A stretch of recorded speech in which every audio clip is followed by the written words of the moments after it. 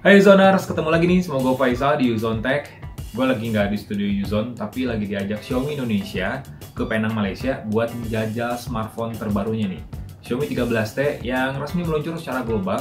Di Indonesia sendiri, smartphone ini tuh dipastiin bakal dijual resmi, bakal diluncurin resmi pada 3 Oktober. Jadi beda nih sama negara lain ya, kayak Malaysia aja itu udah diresmi ini hari ini. Tapi di Indonesia sendiri masih ya beberapa hari lagi lah. Gue sendiri udah nyobain smartphone ini ya selama beberapa hari di Penang, Malaysia. Gue ada beberapa impresi sih dari smartphone ini, baik kekurangan sama kelebihannya. Jadi stay tune terus di Uzon Tech.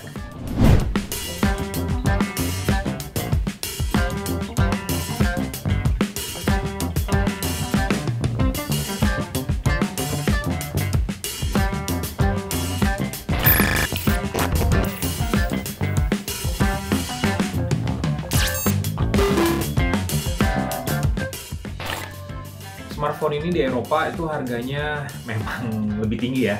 Jadi mulai dari 10 jutaan sampai 11 jutaan untuk varian yang 12256. Ada versi Pro-nya juga, tapi sayangnya di Indonesia nggak masuk nih yang versi Pro. Karena kata perwakilan Xiaomi Indonesia, perbedaan spesifikasinya sebenarnya agak beda tipis lah. Bedanya cuma di prosesor aja emang, di Xiaomi 13T sama 13T Pro. Sementara untuk konfigurasi kameranya beneran sama. Jadi ya daripada kemahalan, akhirnya bawa 13T standar aja ke Indonesia. Gue masih belum tahu sih sebenarnya harga dari smartphone ini, tapi bocorannya lagi bakal di bawah 8 juta.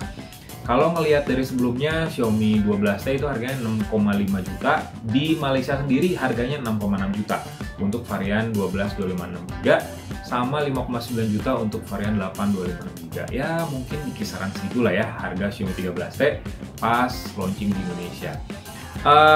Sebenarnya banyak upgrade di smartphone ini yang dikasih Xiaomi, mulai dari build quality sama desainnya lah ya. Dari desainnya aja, smartphone ini udah mirip banget sama Xiaomi 13 series.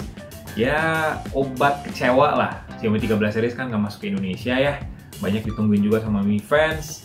Akhirnya smartphone ini dibawa juga, dan otomatis jadi smartphone pertama Xiaomi yang rilis yang resmi di Indonesia dengan kamera Leica. Ya, smartphone ini udah pakai kamera Leica. Kelihatan dari logonya sama bentuk kamera belakangnya yang Leica banget lah bisa dibilang. Bodi belakangnya sendiri gue pakai warna biru, jadi warna hero color lah dari Xiaomi 13T. Ini warnanya warna biru muda yang dikasih ke material kulit vegan. Jadi material ini tuh kelihatan lebih halus aja saat dipegang, nyaman. Terus entah kenapa agak empuk gitu dipakainya.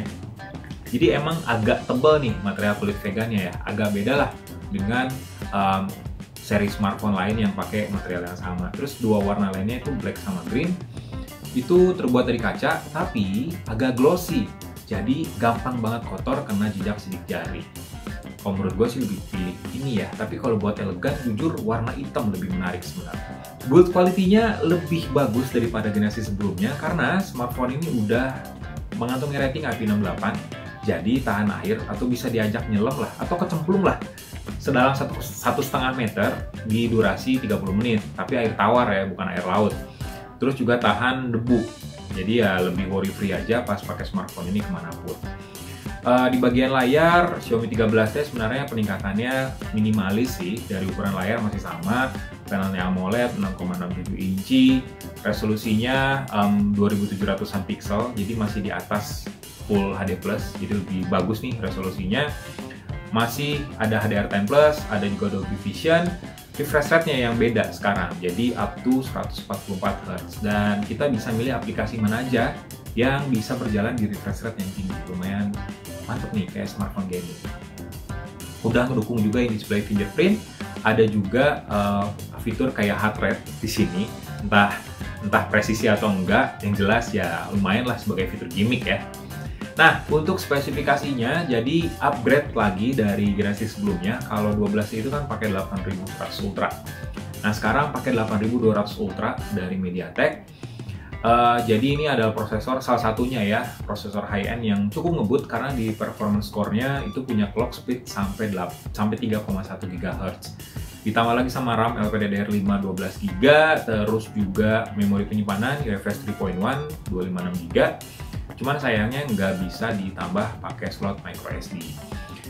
OS-nya sendiri, smartphone ini udah berjalan di MIUI 14 berbasis Android 13, jadi ya lebih smooth, lebih beda tampilannya dibandingin sama MIUI 13. Baterainya masih 5000 mAh, tapi sayangnya fast chargingnya turun hampir 2 kali lipatnya ya, dari 120 watt jadi 67 watt. Agak mengecewakan sebenarnya ya, turunnya tuh jauh, karena 120 watt sekarang milik 13T Pro, jadi ya agak kurang lah bisa dibilang. Cuman tetap dapat adapter sama kabel USB juga di dalam paket pembeliannya.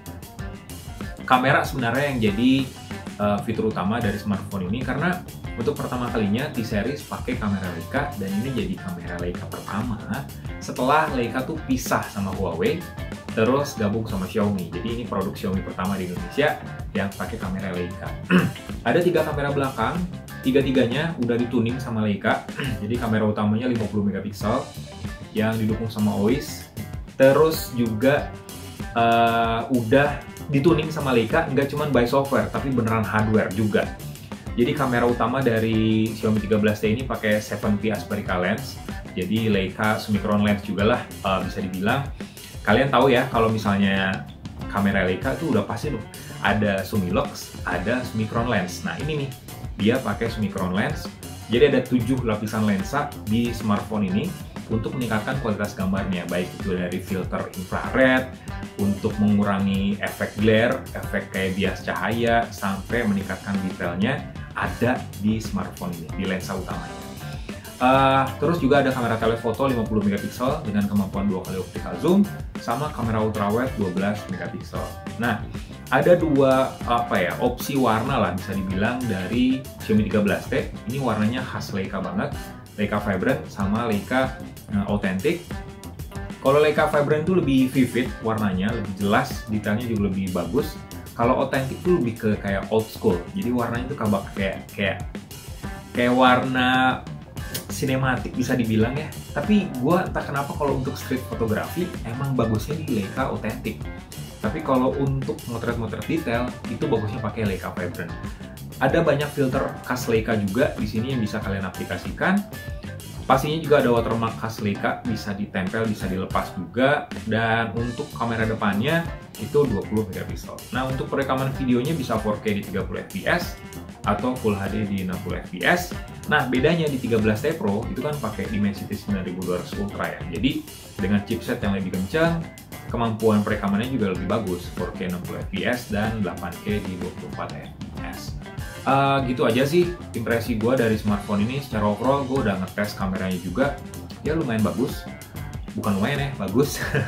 Untuk street fotografi terutama cakep hasilnya. Tungguin aja review lengkapnya di Uzon Tech.